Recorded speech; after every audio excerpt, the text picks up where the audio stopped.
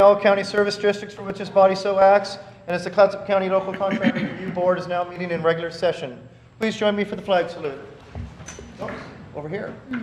I pledge allegiance to the flag of the United States of America and to the republic for which it stands, one nation, under God, indivisible, with liberty and justice for all. May I have the roll call, please? Here. Here. Here. Here. Here. I would entertain a motion to approve the agenda as So presented. move. Second. We have a motion and a second to approve the agenda. All those in favor, aye. Aye. Opposed, motion carries unanimously. We have a presentation tonight. Tonight we're going to have a presentation on the National Preparedness Month proclamation. Tiffany Brown, come on up. Welcome. Good evening. I have someone with me tonight. Before I get started, I want to introduce Vincent Arts. He is the new emergency coordinator in our office. I think Commissioner Thompson's the only one that's met him. He came to us from Columbia County, where he served as the Deputy Director of Emergency Management. And those Columbia County commissioners have been shaking their finger in my face saying, you poached one of our really good guys. Congratulations, Clatsop County. So thanks for coming, Vincent. Thanks. Welcome. We're thrilled. So anyway, with that, it is National Preparedness Month. You see us every September, and we have the Chair read a proclamation.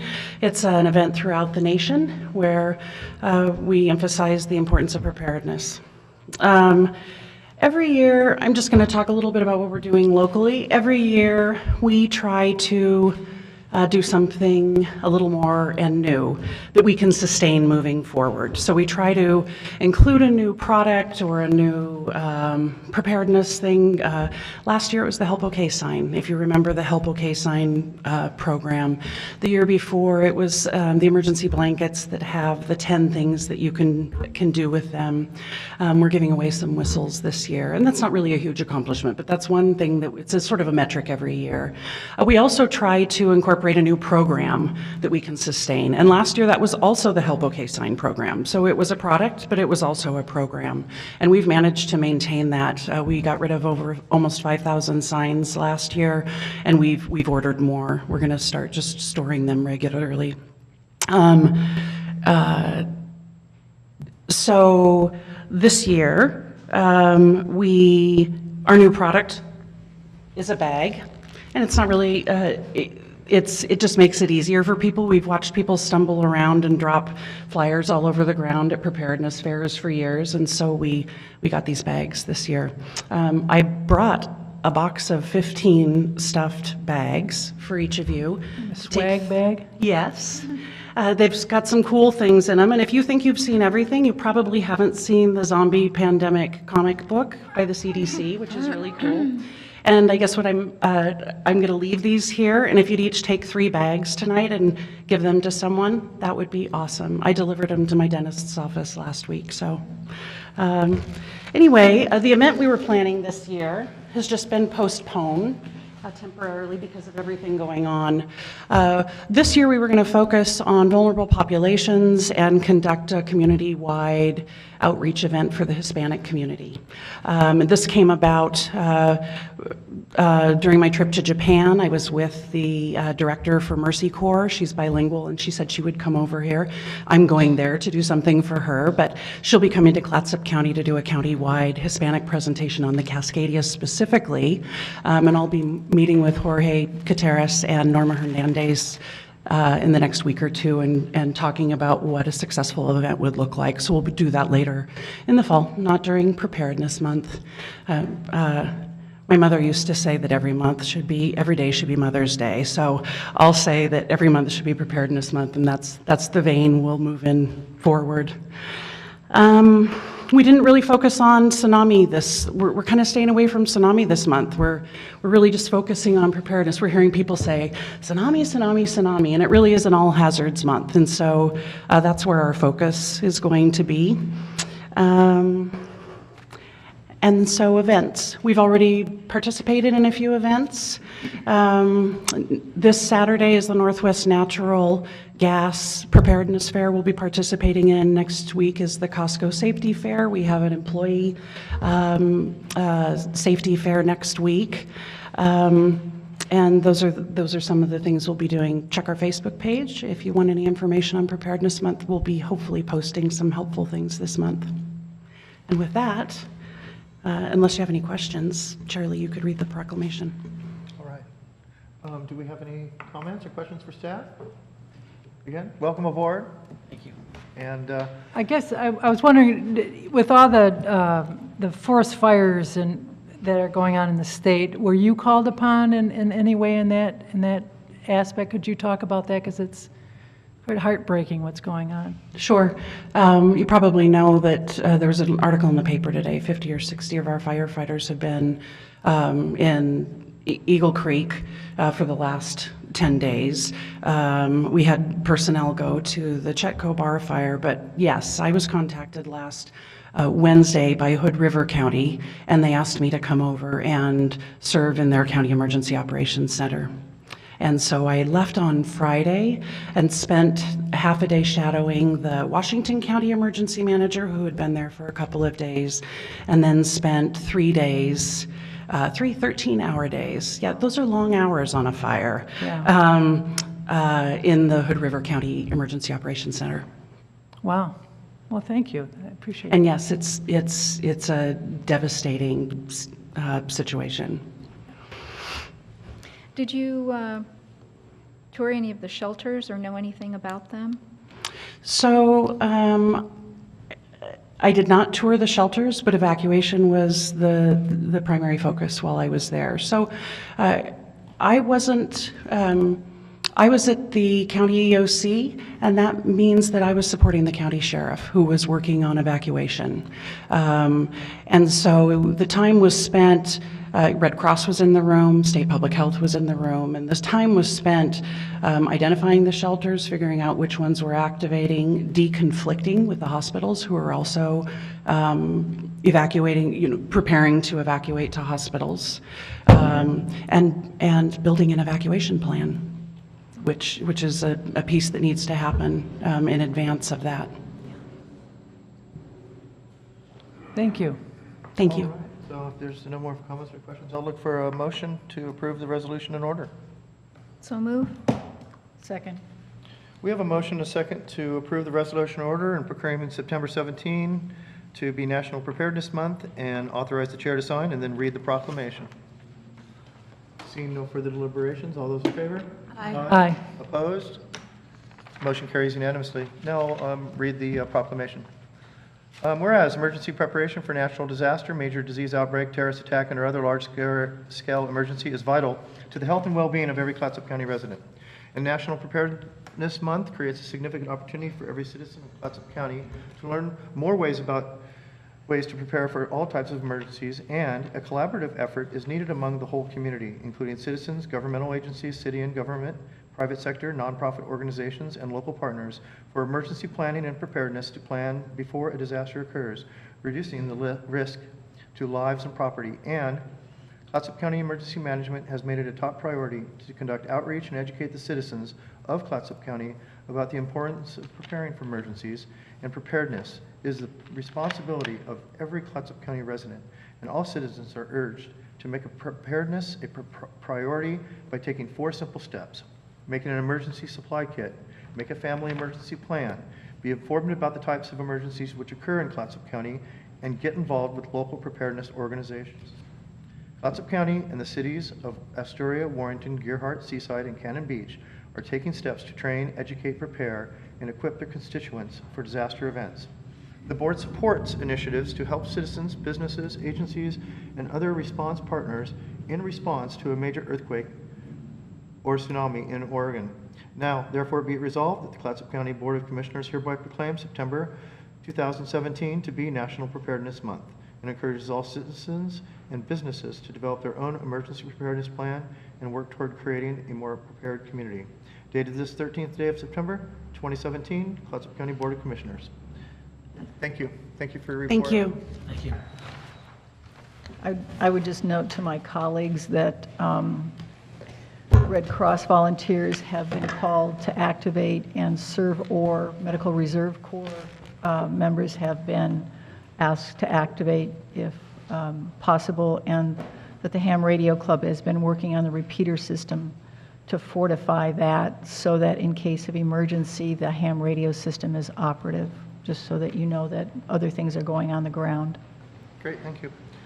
Now is the time for business from the public. This is an opportunity for anyone to give a 3-minute presentation about any item on the agenda except public hearings, or any other topic of county concern that is not on the agenda. People wishing to speak during business from the public must fill out and sign a public comment card.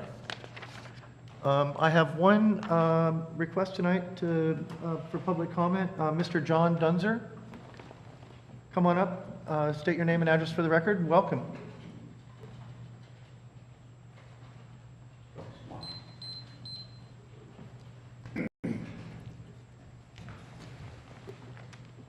Nice to be among a troublemaker or two. I'm here to talk about Seaside Urban Renewal. There's no urban area in Seaside, but that's what they call it. I think I've got a copy of the staff report.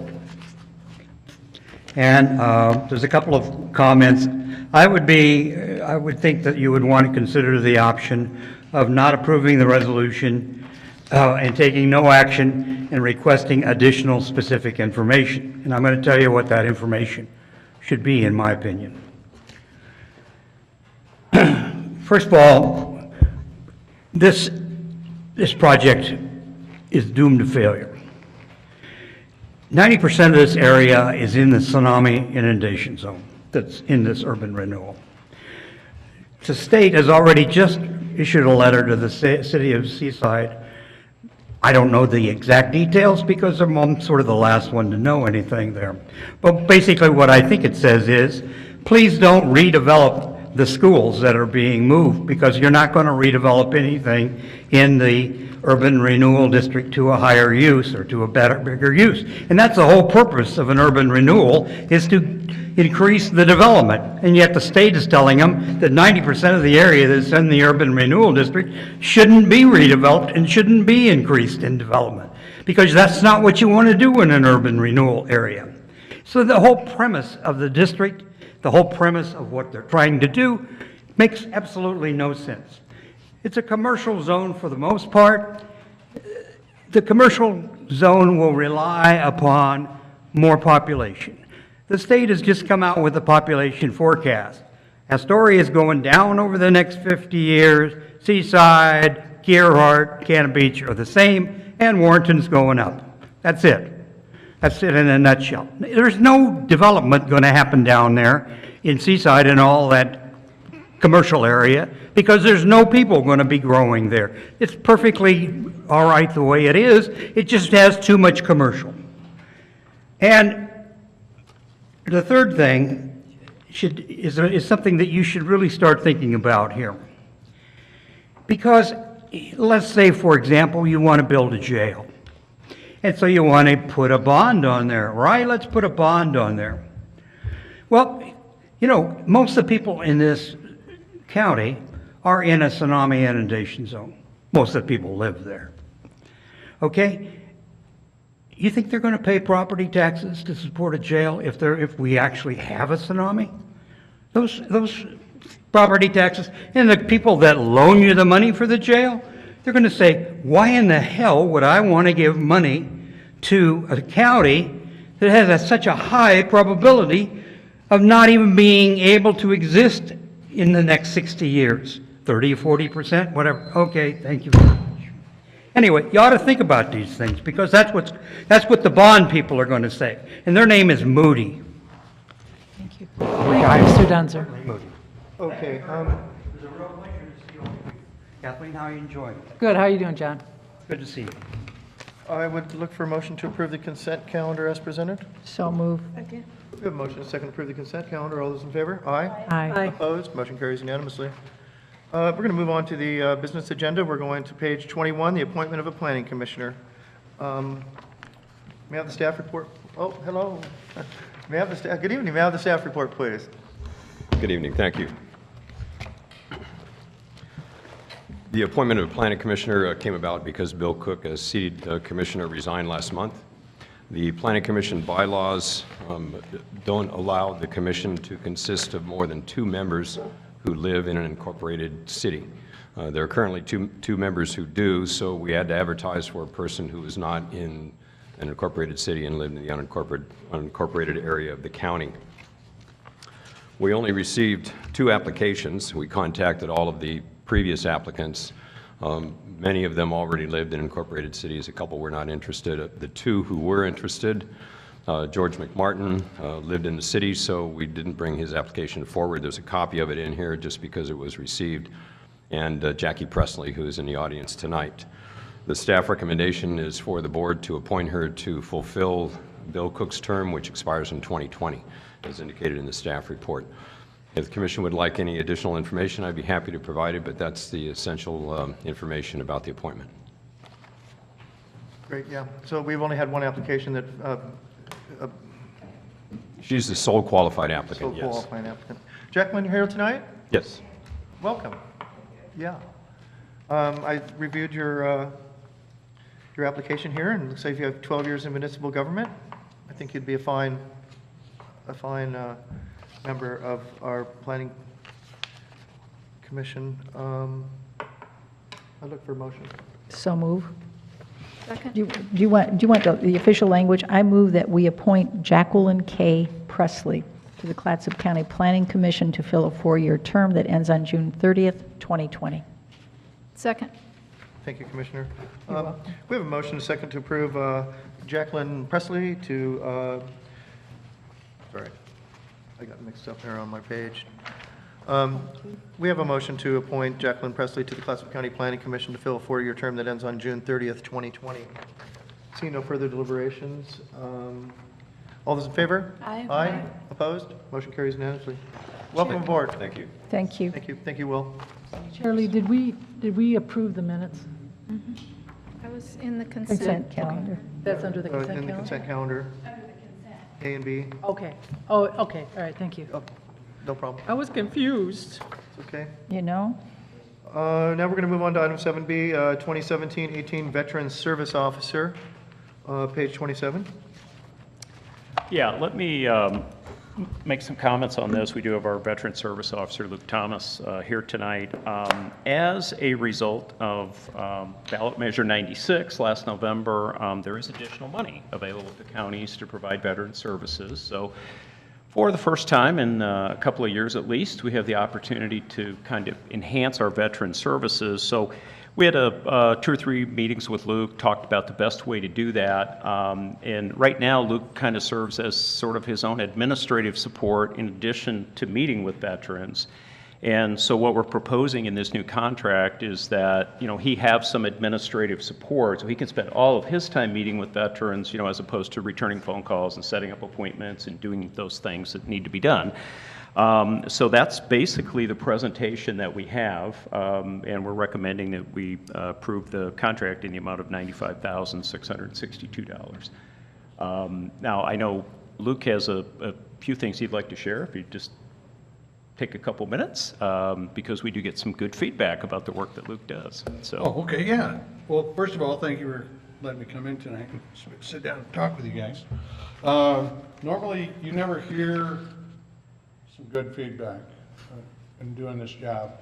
But you wouldn't believe the stories, and I'd stay here for 2 days and tell you stories, and I guarantee you'd be crying in the first 5 minutes. Beautiful things that I do every week, that I meet these wonderful veterans and claimants, which are, the family members of the veterans, in case the veteran had passed away. And I could tell you stories over stories where they call me and they're crying and they're telling me that I saved their lives. But it seems like you always hear somebody that I wasn't able to help. And there's so many reasons why I might not be able to help everybody. It just depends on the situation. But you never hear that other side of the story. So I have a couple of things here I'd like to pass out, if I may. Sure. That I have just received, and I think I'll try to make it a habit now when I do get some feedback to share it with the board, So that way you know exactly how your county veteran service officer is providing services in this county. Good idea.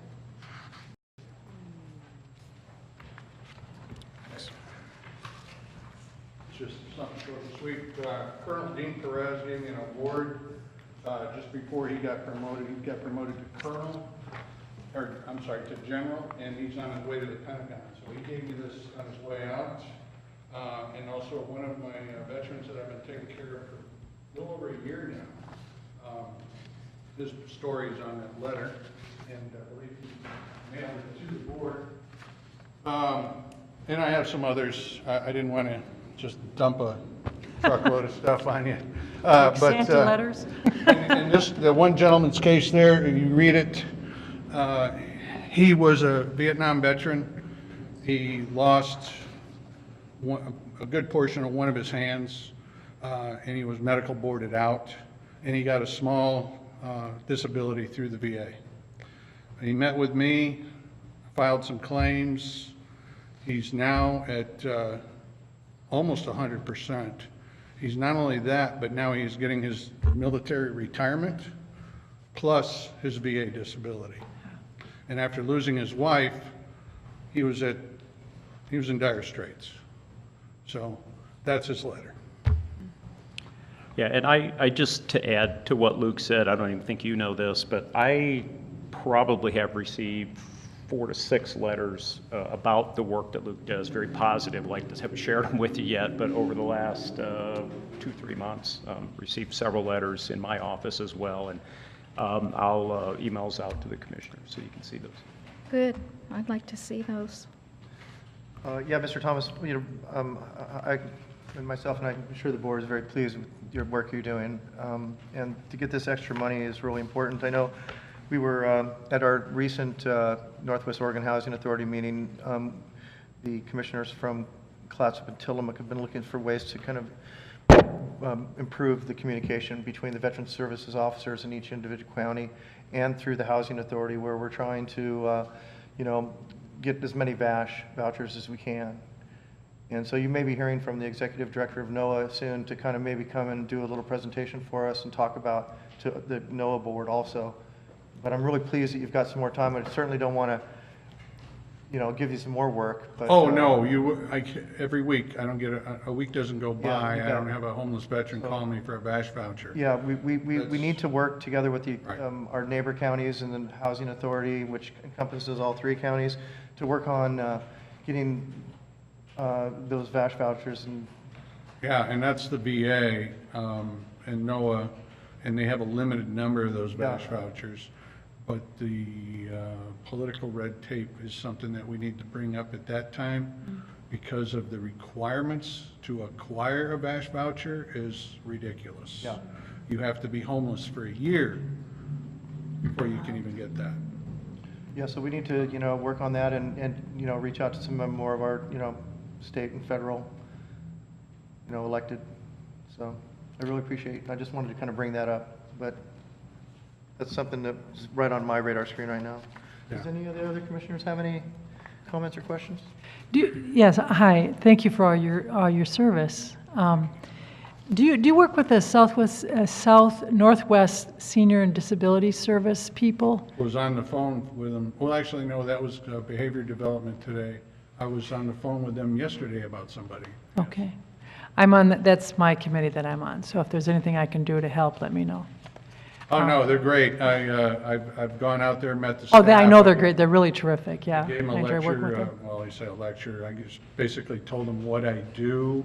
So I do reach out and speak with all of our outreach organizations, Northwest Senior Behavioral Health, Clatsop Community Action, many different organizations. So we all have touch points.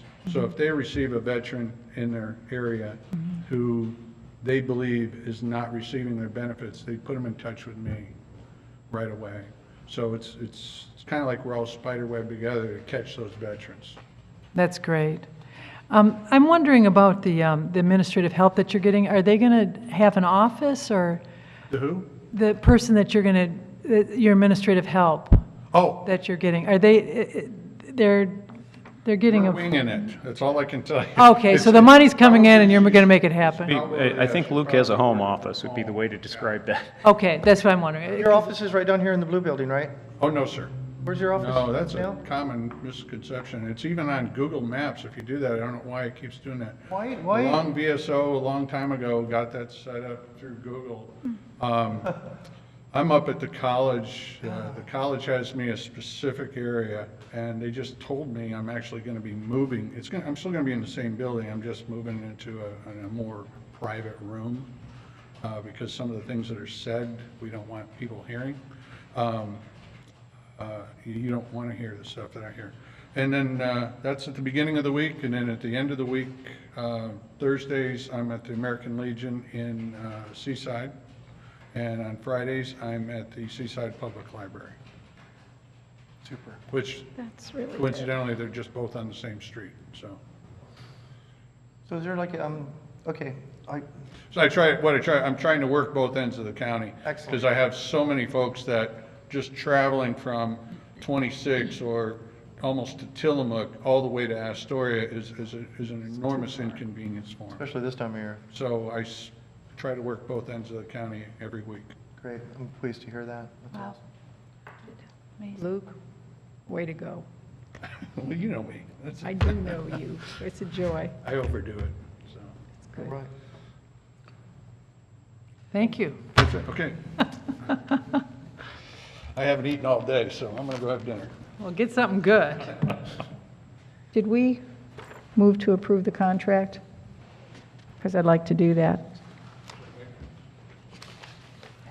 Mr. Chair, Yeah, on page 27.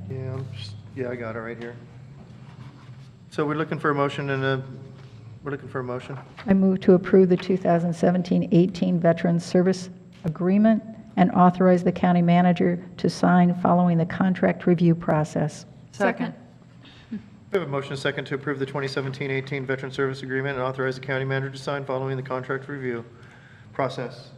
Seeing no further deliberations, all those in favor? Aye. Aye. Aye. Opposed? Motion carries unanimously. Thank you. We're going to now move on to page 35. Consider approving 2 partition flats in the North Coast Business Park.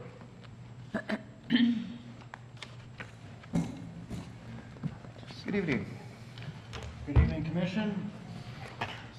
Michael Summers, Clatsop County Public Works Director. I'm Vance Woodson, the Clatsop County Surveyor. We have a couple of items that are connected together to go over tonight.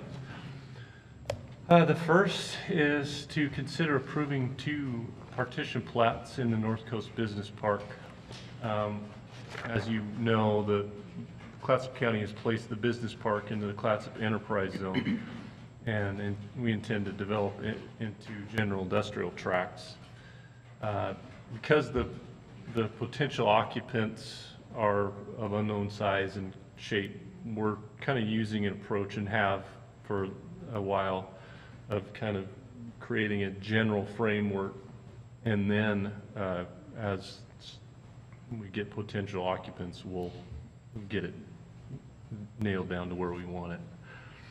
So if you remember, in 2016, last calendar year, we did a partition plat. We created 3 very large parcels. The concept there is to create parcels by way of a partition plat. You can do 3 per calendar year. So we did 3 last year, and now we plan on taking and doing a partition plat on one of the larger parcels to the north and create 3 parcels there. And then there's a somewhat smaller parcel to the south, and we'll create a parcel or 2 parcels down there. The land we're talking about in the business park is undeveloped, with the exception of the sheriff's office, which has a lease site that you can see on one of those new parcels. So the fiscal impact will be the partition review fee of $450 times the 2 partition plats, and then our time to complete the partition plats. So the options to consider is, number 1, to approve the creation of the 2 new partition plats, and authorize the chair to sign the final plats, which we haven't even drawn up yet, but so there won't be anything to sign tonight. But hopefully, our plan is obviously to have these done before the end of this year, for the calendar year. Option 2 is to not approve them and to direct staff to make changes. And then 3 would be to not approve the creation of the plats. And so our recommendation is option 1. Do you currently have anybody that's looking to move into these areas, or? I personally don't know. It's not really my, There's no current tenants on board to come on board right now. This is more of a move to better position the county for future tenants that would want to come on board. So it'll look more attractive if we have it divided up like this? It'll help out the process for a future land sale. Yeah, any proposed tenant looking at it now would know they would have to go through this process. So, if we can take these steps ahead of time, it just cuts down the time for somebody to get themselves established out there. So would it be more accurate, would it be accurate to say it makes it more shovel-ready? Is that a stretch? I mean, that's how it looks to me, that we're doing this housekeeping, It's so. a step in that direction. It's a step in that direction, absolutely. yeah, it's kind of trying to find that process of not getting too far ahead of ourselves, but making it as close as we can so it's as easy as possible. So. Okay. Chair Lee, I move to approve the creation of 2 partition plats in the North Coast Business Park and authorize the chair to sign the final plat declarations and any documents related to the partition plots. Second. We have a motion second. Is there any further deliberations? Thank you, staff, for that report. Okay. I'm very pleased to see this moving forward. It's been great over the last 10 years to watch this kind of slowly roll out. Yeah. We have a motion second. Commissioner Thompson, did you have a? No, just happy to move it forward. Oh, right, you bet. Okay. We have a motion second. Seeing no further deliberations, all those in favor? Aye. Aye. Opposed? Motion carries unanimously. Thank you. Okay. They're up for the next one, too. All right. And then, Yep. yeah, we'll roll right into Stay the. there, right there. Don't move. Yep. All right. Next item is the, consider authorizing a petition to the city of Warren to vacate old unused streets. All right, well, thank you again, and again, this is more housekeeping, and basically, the business park overlays a couple of old subdivision maps, and so we kind of plunked our new partition plats over the top. And so during that process, the partition process and the replat process will eliminate lots and blocks in the old subdivision, and you can kind of see if you scroll back or thumb back to the back of it. One plat dates from 1896. Yeah. Right. Yeah, and so, but unfortunately, just the replat itself will not eliminate, per Oregon statute, the public streets that are there. So what remains are these kind of shadows of streets that are no longer used. They're not anywhere where we want them to be. The business park, as you all know, was an old aluminum pan. The whole ground was scarified away back in the 60s, and so I don't know if there was actual streets there then, but there certainly aren't now. And so, because they're within the city limits of Warrenton, the Warrenton City Commission represents the public and administers street vacations, which is almost exactly the same as what you all do when we administer a street vacation. So we as Clatsop County are needing to petition them as a landowner, as any landowner would, to vacate streets on our property. And so, as I said, vacating the streets will just clean up those parcels and erase them so we can do what we want to do there, which will ultimately likely include making new street right-of-ways where we or future occupants want them to be. So the fiscal impact will be a vacation fee of $800, and then again, the time to prepare the vacation packet, which is, this is what's attached is what we're planning on turning in. And so the options are to authorize the County Public Works Director, Michael, to petition the city of Warrenton on our behalf and vacate the old street rights-of-way within the North Coast Business Park. Number 2 would be to delay the petition. It's not urgent that we do this right now, it's just getting close to the time where we want to do it before it becomes urgent. And then 3 is to not authorize the director to petition the city. And we recommend option 1. Mr. Chair, I would move to authorize the Clatsop County Public Works Director to petition the City of Warrenton to vacate those old street rights-of-way within the North Coast Business Park as described in the attached legal description. Second. We have a motion and a second to authorize the Clatsop County Public Works Director to petition the City of Warrenton to vacate these old street rights-of-way within the North Coast Business Park as described in the attached legal descriptions. Seeing no further deliberations, all those in favor? Aye. Aye. Opposed? Motion carries unanimously. Thank you, gentlemen. Have a great evening. Thank you. Our next item up is we're going to set a hearing on transfer of property to the City of Seaside. Serpa Deuce, could I get the staff report, please? Welcome. Good evening. Evening, Chair Lee and members of the board. I am here this evening to request to set a hearing date for your board to take comment and consider transfer of property to the City of Seaside. This parcel is known as Tract A at the Thompson Falls, Heights at Thompson Falls, and Clatsop County came into possession of it in October of 2016 through tax foreclosure. And at the Heights at Thompson Falls, in the deed records, it talks about tracts A, B, and C, and their intended purpose is to be conservation tracts and shall have an easement to the benefit of the City of Seaside across the entirety for access, maintenance, and improvements to utilities, public roadway, and stormwater systems, and they were constructed as part of the development. This parcel contains 2.78 acres of sloped open space between 2 partially developed subdivisions, and the zoning is low-density residential, and it does have a landslide topography.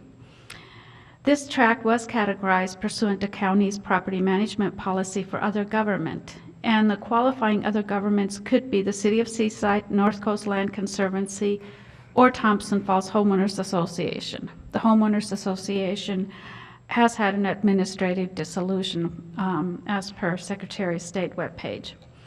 And Oregon Revised Statute 271.330 Section 3 provides for the manner on how to convey this to nonprofit or municipal corporation, and that requires that your board set a hearing date and that we publish a notice 2 times in a newspaper of general circulation before we transfer title.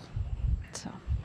I had a question, and I apologize I didn't call you for it, and you may not know, but Mark Winstanley's in the audience. So I looked at that and I thought, is that, well, you know, so I wonder if it's a tsunami route. Could it be an assembly area or somehow, no, didn't work. No, Just it's thought I'd a ask. sloped wetland area, and So it might be good for wildfires, but not for tsunamis? maybe that, yeah, it's probably not good for much of sort of a human use, if you will.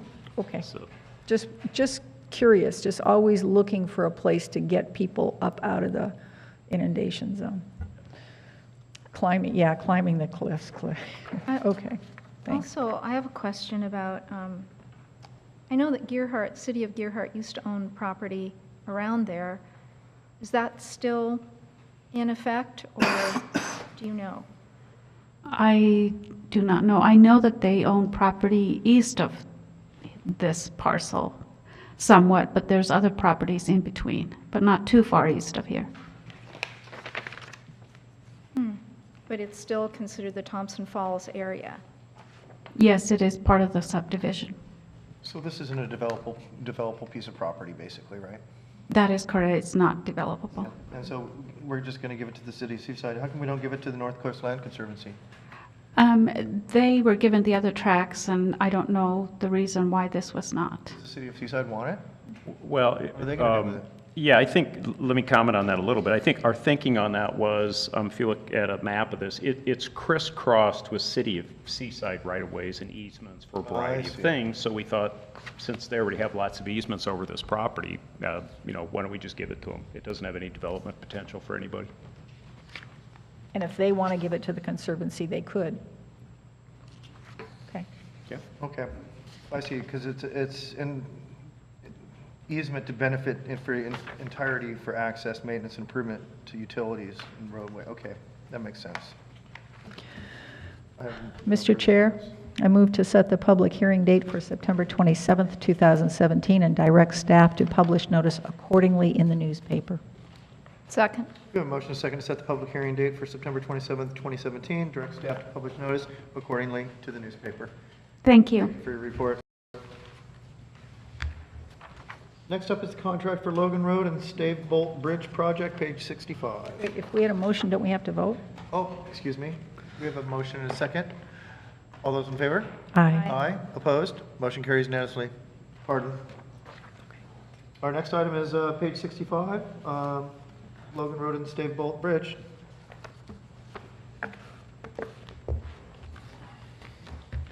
Good evening, Commission. Michael Summers, Clatsop County Public Works Director. For you tonight is to consider award of a contract to HP Civil in the amount of $224,946.96 for a bridge and erosion protection wall at the Stave Bolt Bridge, which is located on Logan Road about 9 miles south of the Miles Crossing Junction in Clatsop County. It's one of our important bridges that crosses, it's on the back road between Seaside and Astoria. Back route. This particular bridge is, being that it's on an alternate route between Seaside and Astoria, it's one of our important ones to keep maintained. Lewis and Clark Road is one of our higher roads of importance, or one of the more higher classifications, or functional classifications of roadways in our system. It's an important project. And we were pleased that we had 7 contractors, even some big ones, provide reputable bids for this project. One local and the rest were mainly out of the Salem and Portland areas. And normally with a bridge project like this and this valuation about $300,000, we get 2, maybe 3, but we had 7, so we were pleased. Pretty good amount of competition for this project. Could I ask, they're mostly clustered in the 200s, but here are a couple in the 400s. Do you know why, since they all had the same specs? I would have to speculate on why there's the 2, Hamilton Construction and James Fowler are both very large companies. Okay. It could be a function of the location from where their office is, where their main base is, compared to our project. Okay. It could be a function of economic forces within their own company of basically how busy they are, and their interpretation of how to actually construct our design. So it's kind of those 3 factors. We've analyzed these bids, and we recommend HP Civil, the low bid of $224,946.96. And we've had several discussions with them on their approach, and we feel very confident they'll be able to successfully complete this project. That was a question behind the question. Thank you. Have they done some projects in the county before? Not for us, not for Clatsop County Public Works, but they're a reputable bridge marine contractor. They may have done some work for maybe the state, on some of the state bridges, but as far as working in Clatsop County, I'm not aware if they have. Definitely not for Clatsop County itself, the entity. Well, it's a great low bid.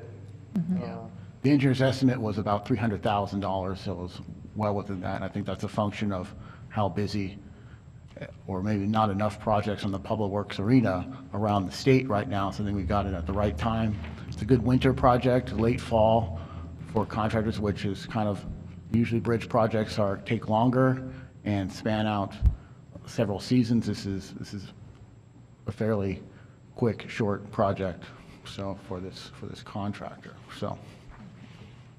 Okay. I can answer any other questions. Mr. Chair, I move to award the contract for the Logan Road and Stavebolt Bridge project to HP Civil, Inc., and authorize the county manager to sign the contract and any amendments. Second. We have a motion and a second to award the contract for the Logan Road Stavebolt Bridge project to HP Civil Incorporated and authorize the county manager to sign the contract and any amendments. Seeing no further deliberations, all those in favor? Aye. Aye. Opposed? Motion carries unanimously. Thank you, staff. Have a great evening. Thank you. And now we're moving on to approval of the urban renewal plan in Southeast Seaside, page 77. Yeah, you may recall, I don't know if it was the last meeting or the meeting before, we had a pretty extensive presentation from representatives from Seaside about this. So hopefully, I haven't heard any questions subsequent to that. So hopefully many of your questions were asked. I know Mark is here tonight, and I'm sure he would be happy to answer any questions if we have one. The one thing I would say that changed significantly from the plan you saw, and I think there were some questions about that from commissioners, there was a large, I think it was 40 acres or so of property outside the city limits that was included in the new urban renewal. That has since been removed. Is that correct, Mark? Yeah, that particular piece of property has been removed. So, you know, that is no longer a concern of ours because it's been removed from the urban renewal plan. And that was county, that 40 acres of the county. It was in the county, yes, There's outside the still city some limits. small parcels of county inside the urban renewal district, correct? Yeah, there are. That we saw on the map last time. Yeah, and those it certainly would be a lot easier for us administratively if we could get those cleaned up. I also understand, you know, I can put my hat on and be in Mark's position and say I understand why that's not easy to do. So, you know, I think we're comfortable moving forward with the exclusion of that, you know, 40 acres or so and leaving those other properties within the urban renewal district. They have to be really because of the way they're situated, so. I had a question, and it's probably for City Manager Winstanley, so.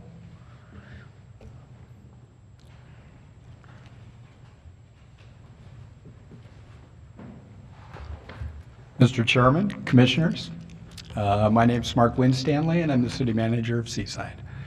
Nice to have you here. Sorry I wasn't here last time. I was at a conference I couldn't miss. So last I heard, there were some unhappy neighbors. Are those neighbors, do you know, are they still going to be unhappy? Folks were bending my ear, and I just didn't know if they were still unhappy. I think that there is some confusion as to what an urban renewal district is. These are neighbors that previously were involved in the possibility of urban growth boundary expansion. And I think there was some confusion between urban growth boundary expansion and the formation of an urban renewal district. To remind the commissioners, an urban renewal district is an economic district. It isn't something that has anything to do with land use, but there was confusion, I think, by those neighbors. And I think that a number of those questions have been answered for those neighbors. Thank you for fortifying me. You're welcome.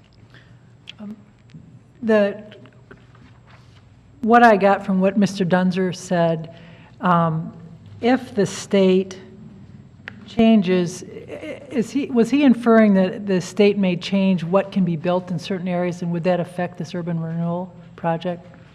I think Mr. Dunzer has expressed concerns about development in any of the lowlands as far as Seaside is concerned. At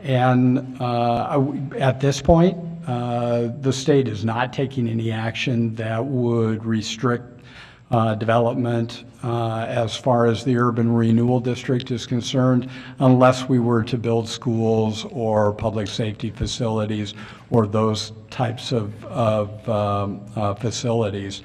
So at this point, this isn't something where the state is suggesting that we shouldn't have development take place. Now, if we were, the area that specifically that he brought up was the area where the schools are vacating. And at this point, first of all, these areas are not in the urban renewal district, so it isn't germane to the issue we're talking about here. But some of the conversation that's taking place in the state level is from the standpoint of not changing the zoning within those areas to increase density in areas that are prone to tsunami inundation. There's no proposal at this point by the city of Seaside, nor does it have anything to do with the urban renewal district. So I think we're kind of talking apples and oranges in this case. So. And the new school is not involved in this either, right? The new school property is not in the new urban renewal district, although they will border the urban renewal district, and a significant number of projects that are proposed for the urban renewal district are beneficial to the new school campus. So that's one of the reasons why the school up until at least to this point has been very supportive of the formation of this district. I'm curious, I probably should know this. Was it unanimous with the city council? Yes, it was. Was it a unanimous vote? One thing I was thinking, and I don't know if this is relevant, why do we, county has these properties nestled in the seaside? And I think I might have asked you that question last time, and I can't remember your answer. And so just could you humor me again? And why aren't these properties incorporated in the city of Seaside? Well, it's an interesting situation, Mr. Chairman. I would tell you that probably 95% of our residents think it is a part of the city of Seaside. I did. And a number of times we've had conversations about the annexation of this property. Now, in the past, annexation would have required property owners to, if you will, consent to that kind of annexation. This area is now surrounded by the city of Seaside, and the city of Seaside is interested in annexing this property into the city. It has challenges, though, from an infrastructure standpoint. And certainly, if we're going to annex property and bring people into the city, maybe some people that might not be that interested in coming, we certainly want to be able to provide them with the services that a city normally would provide to property owners. And the one that is certainly very important is sewer in that area. It's going to be an expensive project to get sewer into that area, and that's one of the primary projects the Urban Renewal District has on its list, and that's one of the reasons why the formation of this district will be very advantageous to bringing that property into the city. Interesting. So if I can paraphrase what I think I heard you say, it'll turn out to be their benefit even if they're not clear that it will be right at this moment. Is that it? I believe so, and I believe that, and I think that's one of the things that the city council was saying when they voted 7-0 to approve this. That they realize that this is an area that needs improvement, and they certainly want to help those people in that area get those types of improvements so that they can benefit more from their properties.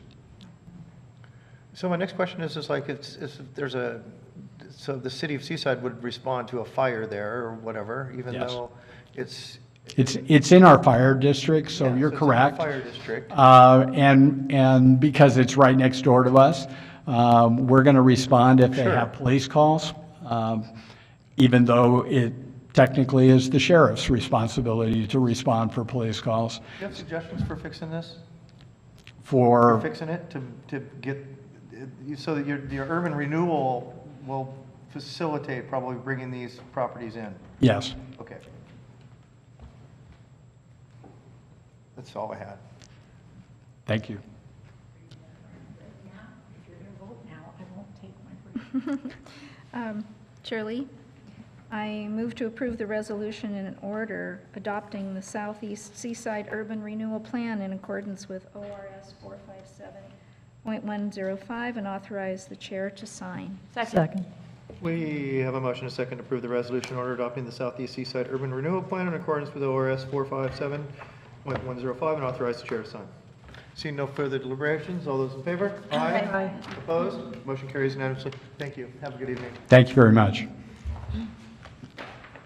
Our final item tonight on the business agenda is the Clatsop County Housing Study Memorandum of Understanding, page 159. Now the staff report, please. Yeah, this certainly is not a new topic. I know you've heard about this at previous meetings. I just because of timing of meetings, I am pleased to report that as of last night, all 5 of the cities have approved the MOU. They've taken action, indicated they would, but they've now taken action on that. So it's basically coming to you. And, you know, again, I think in the past, tried to share information about, you know, what this looks like and, you know, the cost and financial contributions of the various parties. So, I mean, I'd be happy to answer any questions that anybody may have, but. I don't have a question, but I have a comment. I really appreciate the leadership that the county has taken in this. And I know that's through our county manager. And because of that, the other cities are on board, and we are offering the most generous contribution. And I think this is the way we can get things done, is working together with the other cities. I agree, but I will also say, however, it wasn't a particularly hard sell with the cities. You know, I think it was just kind of putting a concept in front of people that they could say, yeah, that makes sense. I appreciate the cities all being very willing. I think they were all unanimous. I think you guys were unanimous when you support. I think all of them were unanimous in support of this. But the county took the lead. Yeah. Yes. Thank you. Yeah, absolutely. And this came out of our countywide meeting. And this is the kind of collaboration that we can really work together with our colleagues and other electeds in the county. And I think this is a perfect example of fruition of that kind of initiative. So again, I thank staff for working on that. And, I have a couple questions, Sure. if you're done. Last night I watched the hour-long Let's Talk Housing. It's presented by the Tillamook County Housing Task Force, and it was really quite interesting and I thought very well done, and listing a lot of the things. And I remember Commissioner, is it Yamamoto, that from Tillamook County, he said, well, gosh, maybe you can do this and not pay the $100,000. That was kind of an offhand comment that he made at that countywide meeting, to me anyways, or I thought he made it to the meeting. But when I looked at that, the video, it looked to me like the majority, the reality of it is that they had the majority of businesses contribute. The Creamery gave $50,000, the hospital gave $5,000, the charter gave $1,500, the Columbia Bank gave $1,000, and Meyer Memorial Trust gave $40,000, and the county's contribution was $5,000. And so that was a wonderful coup on their part, and I think part of that was that they found that it wasn't just housing that was the problem, it was low wages. And with businesses not having difficulty filling jobs for multiple reasons, but one of them is that the housing is not available to them. And so we all know that that's a problem. I don't think I've been to a meeting the last year that housing wasn't mentioned. And I know that it's a serious problem. I'm just wondering if there is a way that to me, from what I've read in the paper, I see the Gearharts signed on and Seaside signed on. But I'm just wondering if there's a way that we can maybe table this and find other or additional funding sources. You know, the story about the Gearhart one, the fellow that does the Helping Hands, helping the homeless, had come and asked for some money, and they said, well, we'll have to consider that at the next budget cycle. But they had about $15,000, $14,000, I don't have it in front of me, set aside for this housing study. And so I'm wondering if perhaps we could get some money. I'm not saying it doesn't need to be done, but find some other pockets in this situation so that the cities that have such limited funding will have more leeway what they can do with it. I mean, the homeless situation is a ongoing problem now, and that fellow that does the Helping Hands, I mean, he's helping people right now And it's not for us to tell Gearhart what they do. That's not my point. But could you talk a little bit more about the difference in the funding that Tillamook had versus our funding? I don't know the specifics of Tillamook's funding, other than my understanding is that the big push that caused that to happen was they did have a local employer, Tillamook Dairy, had originally come forward and said they would contribute $50,000, and I think that's what sort of started the ball rolling in Tillamook County. We didn't have an employer come forward to do that, so we've just taken a little bit different approach to it. I guess I would say, thinking ahead on something like this, the cost of the study is probably a down payment on solving this problem. My point is there's going to have to be a lot more money than that spent in the future, and that is certainly where I hope we could find ways to partner with the private sector, the development community, also to try to make some things happen. But my only reservation about your suggestion is that we had the city-county meeting in May, and there was quite a bit of energy coming out of there around moving forward on this, and it's now September, and I don't know how much longer we want to delay it if we lose some momentum on this. Right. I'm also, if you could give me a little more information on, in the video, they said that they had convened a community task force that went on for about 4 years.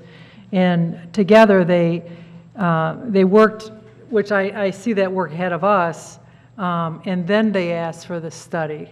Are we, to continue this partnership with the rest of the entities in our county, which I would hope would I'm sure it will by necessity include the businesses. Absolutely. So maybe you can talk about that, what you think this will mean for us and going forward, and how we're going to work with what we know and what we need to find out.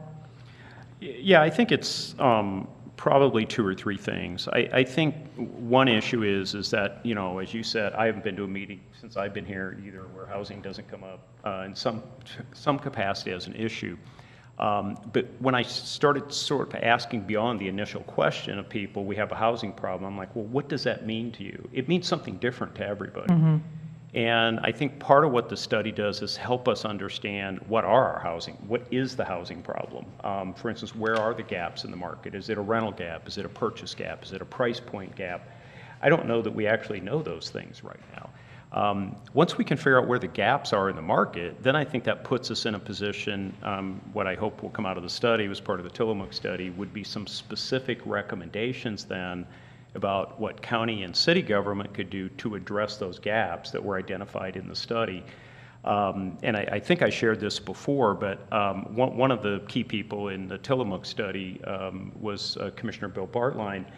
And I've had several phone conversations with him, and and again, it's why I said a down payment. One of the questions I asked him, I said, just honestly, I said, how difficult do you think implementing these recommendations are going to be? And he goes, it's going to be really difficult. Because some of them are, kind of fundamentally change, the way that maybe the county or the city, we're looking at housing. We've seen some of those discussions here. One of their recommendations in the Tillamook study, and Astoria's had a robust discussion about alternative dwelling units, but that's one of the recommendations in the Tillamook study, at least, is that maybe that's something you need to look at. Maybe you need to think a little bit differently about, single-family homes or neighborhoods. That's a difficult decision to make, and I think ultimately the city of Astoria hasn't gotten there yet. They've discussed it, but I think in the end, have not made that decision yet. So, again, I think looking at the study is really the first step, and what I would say is probably going to be, a relatively lengthy process. We're not going to solve the housing problem in 6 months or 12 months. It's going to take a little bit longer than that. But could I just add on to that for one thing? Because one of the things that Commissioner Bartline says at every meeting about housing is that it isn't just that there's a lack of housing stock, it's that the use of that housing stock has shifted from housing workers to being transient occupancy. And so I hope that's part of this study as well, The second thing is that Commissioner Bartline has said that there is a ballot measure, an initiative coming related to the use of that additional tax because it's being objected to by someone who wants to make political hay from it. Well, I know that, I mean, I thought that video was really, he did an excellent job, and I recommend it to anyone who hasn't seen it. You know, talking about the need for a partnership between public and private, between public and public, that there's going to have to be probably zone changes, development costs. There was just an article in the paper about Warrenton changing their development costs. I mean, we are in a region that is changing quickly in front of our eyes, so we need to be on top of it as best we can. So is the planning committee, have they been tasked with doing this? Do we have an inventory of what housing we have now? Or another thing they mentioned was, and I think this was a problem, this is before I was on the development, that had trouble because it didn't have water, didn't have septic system, didn't have roads. And so the infrastructure, I guess my concern with the money is that there's going to have to be changes in infrastructure. And I would like to see some support from the businesses in the area, because the citizens cannot bear the brunt of all this themselves. We have Walmart opening up. I think when the paper it said 300 jobs, and they're spending millions of dollars on preparing that site. And we know what a wealthy corporation that is. I mean, it's one of the top in the world. Have they been approached? Is that something that they're willing to help us with? It might be, and I think that the intent, once we get the MOU approved, would be to put together a steering committee with representatives from the entities that are funding this, also partner, bring some private sector, development folks, and start doing that kind of outreach and sort of building a coalition as we're trying to understand our housing market, because the other side of that is we need to understand the needs. I'm sure Walmart has done some analysis, but I'm sure like any other employer coming to the area at some point here in the near future, they're going to confront a concern about, where are the people going to live that we plan to hire. They may not have thought about that yet, because I think that store is probably still a year or so away from opening, but at some point, yes, they're going to be very interested in that. Just recently, I was in some other discussions, and I think everybody's aware of this, but the Coast Guard is giving some strong consideration to moving a lot of people into this area in the next couple of years. But and I was in a meeting with some Coast Guard folks, and of course they have the same question. We like everything about the area, and it probably works for us, but where are the 200 to 300 people that are, where are they going to live at? And they were at least happy to hear that we were taking this step. I was able to say, this is something we're working on, and we hope to get moving forward on this soon, and this should lead to improvements and greater availability in the housing market. Now, when I've heard for a number of years that the Coast Guard is increasing the number of people they have out here. Does that come attached with federal money? Because I know Coast Guard housing, they have I don't know why I'm giving that up. Coast Guard housing, they have it already. Is that federal dollars that follows them, or is that something that's expected to come out of the I know they don't have local near enough economy? for all their people, so they do have people that they provide housing to, but I think the majority of their personnel, have to do what the rest of us have to do, look for a place to rent or buy. And Coast Guard, we've been having meetings about this for a year and a half now, and the Coast Guard has been present at those and expressing their concerns in the midst, because we had developers, Kevin Leahy. And I have no doubt there's a and all housing that. problem. I have no doubt at all. No, but I'm saying that I know you know, but the point is they've been involved with this, so they are. Okay, I was just wondering if they came with federal dollars or not. So, Chair Lee, I'd like to make a motion. I move to approve the memorandum of understanding for the Clatsop County Housing Study and authorize the chair to sign. Second. We have a motion and a second to approve the memorandum of understanding for the Clatsop County Housing Study and authorize the chair to sign. Is there any further deliberations? Seeing no further deliberations, all those in favor? Aye. Opposed? Abstain. Motion carries with Commissioner Thompson. Did you vote yes? I'm really conflicted on this. I'm going to abstain too. Let's have We two have, abstentions. the motion carries, 3 votes for, 2 abstentions. I'd like to know how that works with abstaining from a vote as opposed to voting no, and under what circumstances? You can abstain if you have a conflict of interest, or usually the reason for the abstention, the principle behind the abstention is noted in the record. I can do that. I can do that. Be happy to do that. Sure.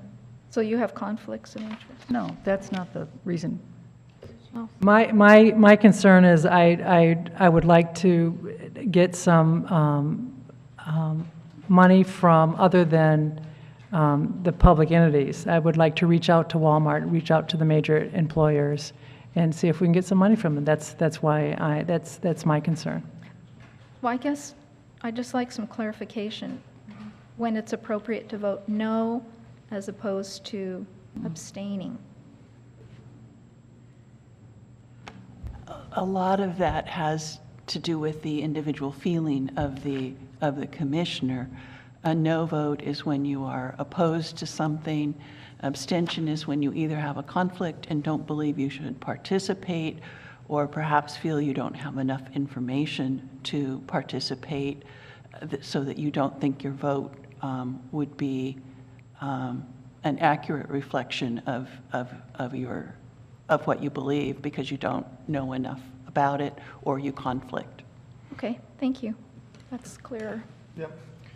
Okay, that concludes our business agenda. Now we move on to commissioner reports. Commissioner Thompson? Okay. I went to a couple of meetings of the AOC Housing Subcommittee. What we're talking about is our priorities and focus about housing. And Commissioner Schrader and Commissioner Schuster co-chair it. I'm the vice chair. Commissioner Bartline was there, Commissioner Farr, Commissioner Malinowski, Henders, bunches of people from around the state, county commissioners, looking at how we address the housing issue, because we're all clear that it permeates our public life in Oregon. So we are going to have a session at the AOC annual conference the 14th through the 16th of November in Eugene. We're going to look at priorities and focus, and we're going to look at Oregon Housing and Community Development. They're developing snapshots of information for every county in Oregon. That will, and because we were there at the table, Kim promised that she would look at our county. So when I get that, I'll pass that on. What we're looking at is who's got the money in terms of programs that we can use to support the building of housing here. Kim said there's $80 million for the LIFT program. The policy framework is happening. They've increased the subsidy per unit. It's not just rental, it could be home ownership now. Regional Solutions has a housing initiative. I've been talking with Melanie Olson, who's our new Business Oregon representative here in this area, who's from Tillamook. So we're looking at what we can do on a statewide policy level to actually make it possible to build housing that people can buy or rent and live in, and that will be used for across the economic spectrum, but used for people to live in, not for income generating purposes through transient occupancy. So that's the AOC Housing Committee, Subcommittee. The membership committee met to talk about how to mentor commissioners. We've got lists of commissioners getting mentored, and if anybody wants to be mentored, that's a possibility. If there are businesses in this area that you know of who would like to be business partners and join the Association of Oregon Counties and represent themselves at the annual conference in November, now is the time to join. They can call Mackenzie Farrell for that opportunity. Yesterday was the forestry tour, the 27th Clatsop Forest and Wood Products Economic Development Committee's forestry tour. It was a humdinger. Commissioner Sullivan was there. There were a lot of elected public officials there. What was particularly beautiful about it was that Craig Sorter from Weyerhaeuser and Mark Morgans from Greenwood Resources invited Katie Volke to kick it off and to talk about where's our common ground. And what she said was, the ground is our common ground. And she talked about connectivity of people, of systems, of different disciplines. And so the dream we have that our forestry people, our timber people, and our environmentalist conservation community people can all be talking and working together was furthered by that. Besides that, it was a great day to be out in the woods. Commissioner Sullivan may have more things to talk about that. Clatsop Soil and Water District was this morning. These good folks deal with invasive weeds. We don't have a weed board. One reason Clatsop County gives the Soil and Water District money is because we don't have to pay additional money for weed control because they do it for us. And so they've got refrigerator magnets, they've got all kinds of information. I've asked them to talk more. They've got Clatsop County watersheds that they're working with because we've got more and more invasive species. They're working with farmers to do ecologically sustainable farming practices. We have a new noxious weed. It's called orange hawkweed. If you see this, you should call the Soil and Water District because you don't want this. And it was found in Astoria. I think it was next door to Commissioner Clement in the driveway of her neighbor. And so he called and got it eradicated. But what it does is create a mat and kills native species. So they're going to talk more about that. We had the Oregon Department of Agriculture there. You remember we had an issue out in Elsie Vine Maple about a marijuana facility. Well, it turns out that the Department of Agriculture says DEQ or the local county may regulate an on-site septic system and about discharge of wastewater. It says, in addition, planting and growing marijuana on top of a septic drain field or irrigating and harvesting over a drain field may affect a residential septic system's performance. I didn't know if that would have helped with the Jewel School situation, but I know those neighbors were concerned, so I grabbed an extra one of these so that staff can work with that. Oregon Department of Agriculture wants us to know that they're working for us, and they've got lots of program reports on that. What's going on tomorrow is I'm going down to Tillamook for Coal-Pack and Northwest Act because we're doing economic development there. I talked to Mary MacArthur today. There's a project in Garibaldi to freeze the fish, to chill the fish, and it's designed for small-scale fisher folk, and it can be imported. That model can be imported and used in Clatsop County. So the project is right now in Garibaldi and Tillamook County, but what they're looking at is for people who fish who don't have access to big processors, maybe having an alternative. So that's tomorrow. Friday's AOC Regionals meeting in Lincoln County at the community college. Ham radio folks are working on Saturday. Next week is the Oregon Emergency Managers Association Conference.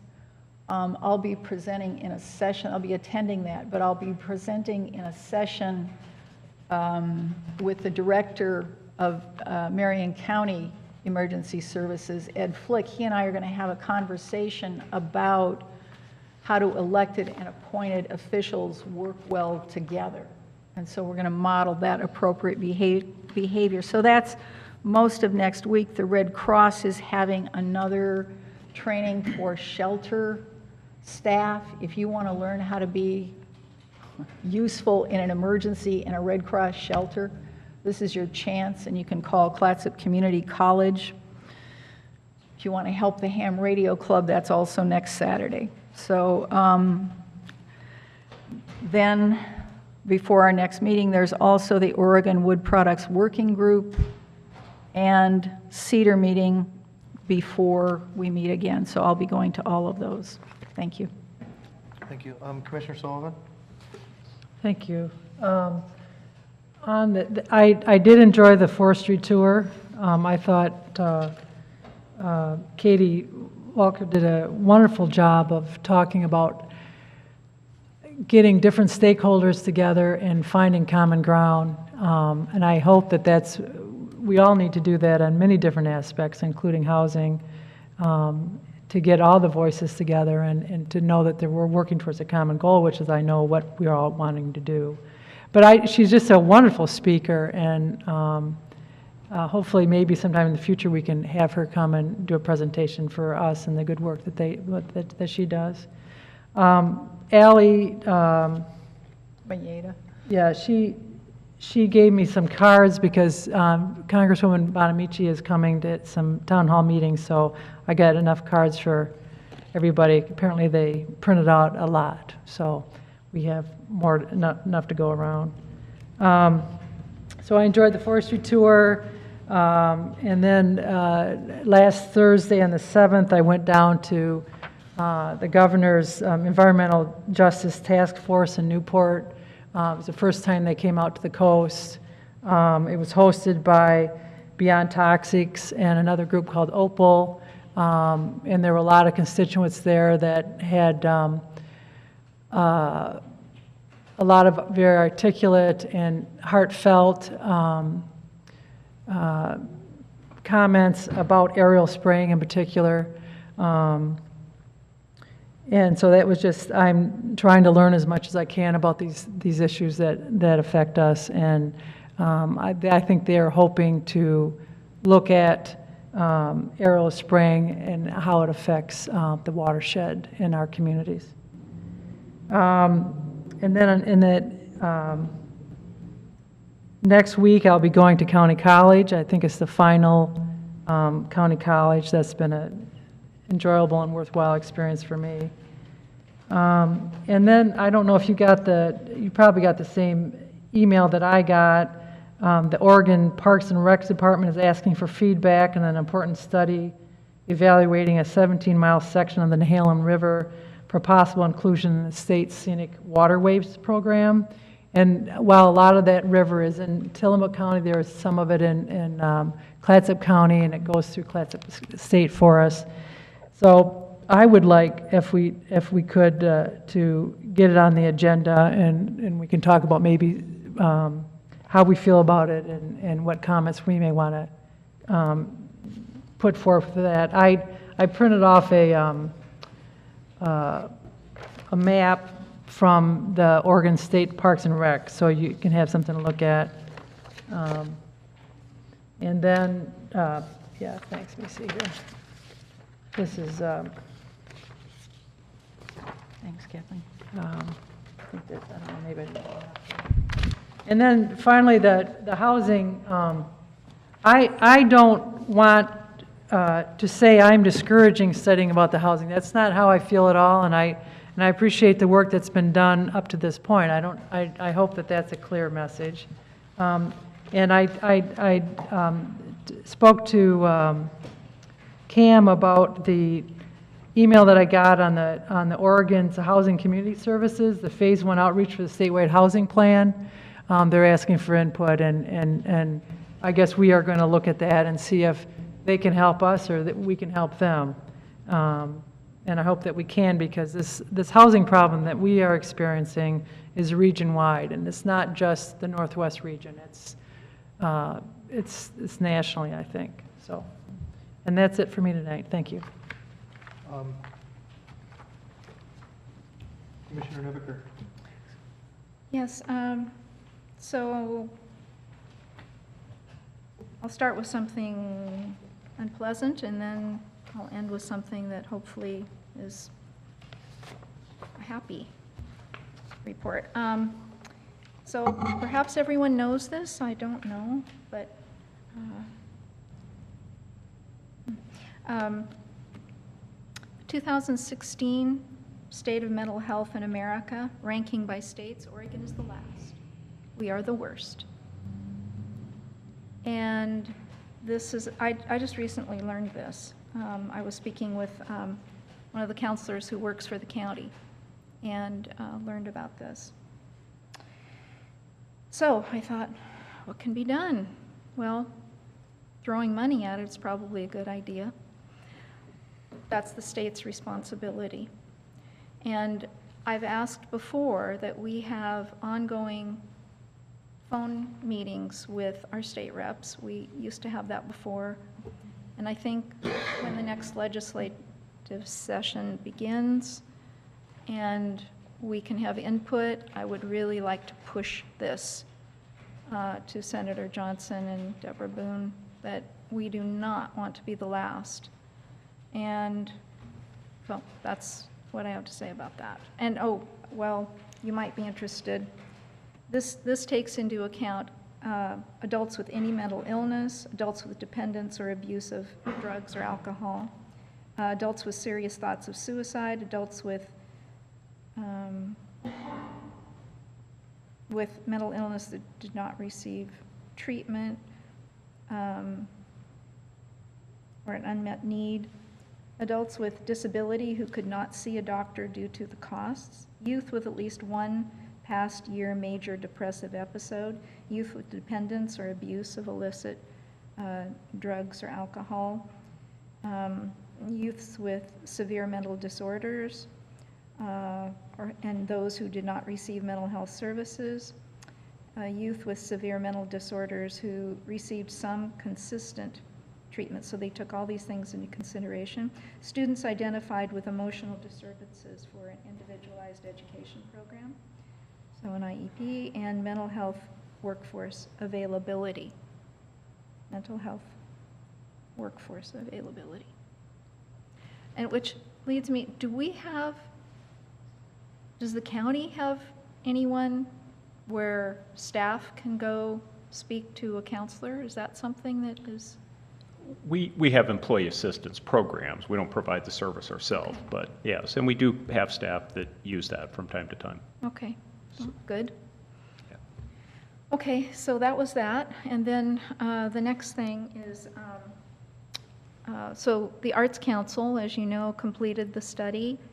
We know that just in nonprofit alone, $13 million is brought into the county, and it also 350 jobs, and that's just in the nonprofit sector. On October 5th, there's going to be a reception with a representative from Americans for the Arts from Washington, D.C., who's coming. It will be at the Liberty. And forget his first name. Cohen is his last name. He will be speaking, and there will be Randy Cohen is his name. So he will be speaking, and we'll learn a little bit more about this moving forward, perhaps setting goals or learning about what to do. Flesh it out a little more, what this means to us as a county in arts and culture. That's it. Commissioner Clement. I have nothing this month. I have, thank you. I have just a couple items. For the last 7 years, I've been serving on the Oregon Consortium, which is also turned into the Oregon Workforce Board. It has two meetings a year and a call-in meeting. As you may know, I'm not running for re-election next May, and next year will be my last year serving Clatsop County. It would be nice if one of the commissioners, maybe perhaps Commissioner Sullivan or Noviker, would consider taking on the responsibility of the Oregon Workforce Board. It's an oversight board that basically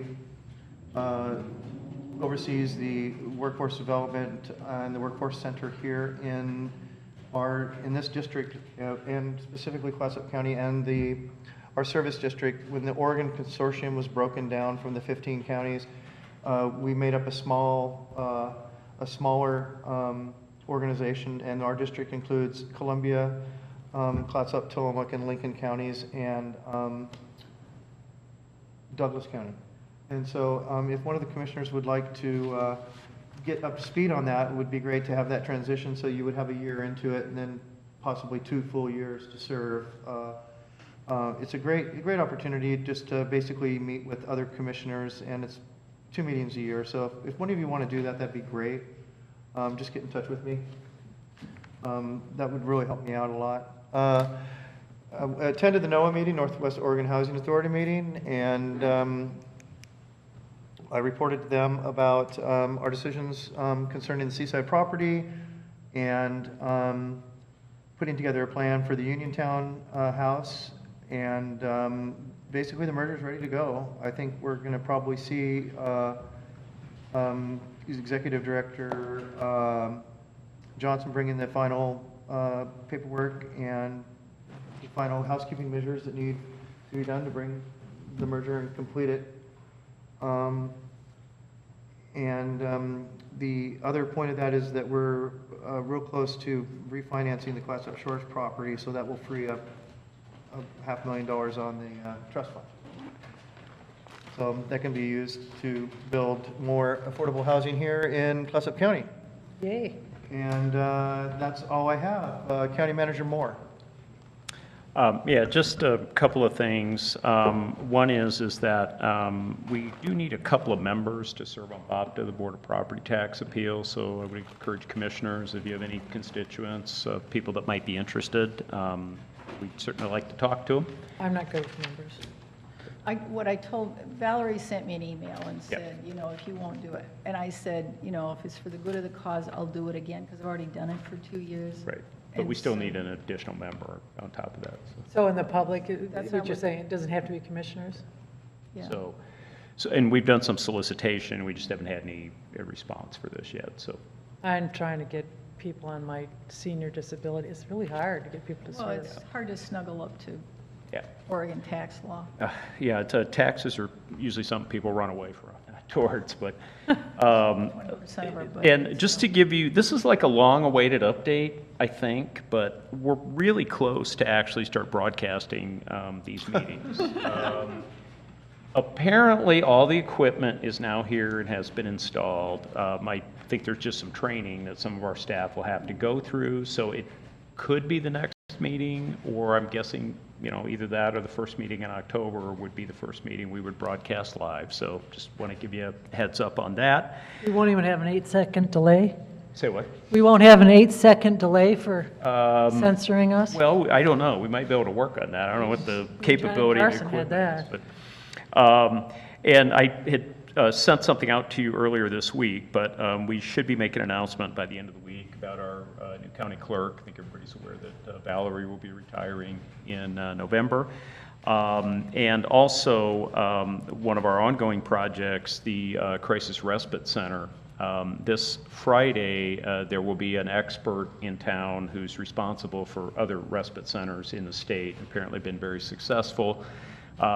She's agreed to come in and kind of evaluate, you know, our respite center, and then the board that oversees it will meet with her Friday afternoon and kind of get her thoughts and have a chance to interact and ask questions about, you know, what we might do differently, how can we make it better. A lot of the questions we've had, you know, how do we keep the census up, how do we, all those things that we've sort of been struggling with. We'll talk about secure beds, and she has facilities with secure beds, so she, you know, she understands how to do that and, you know, how we would best do that. So I think that's going to be very beneficial for us, and hopefully we'll learn a lot on Friday. I know we talked briefly during the work session on the budget about the jail, but yes, we do have a work session scheduled, the next meeting, September 27th. I know you'd mentioned, you know, that the numbers are changing. You'll see a variety of options, you know, and I haven't seen all the numbers yet, but I'm guessing they're going to range from, you know, sort of mildly expensive to very expensive. There are different ways to do this, and we want to make sure, you know, that you get those options. And so I think that will be a really important meeting, and I see that really as the beginning of what I hope will be a really robust discussion about, you know, what we can or should do regarding the jail. So that's it for me. I'd be happy to answer any questions if anybody has any. Okay, meeting's adjourned. We'll take a 5-minute break and then we'll move into executive session.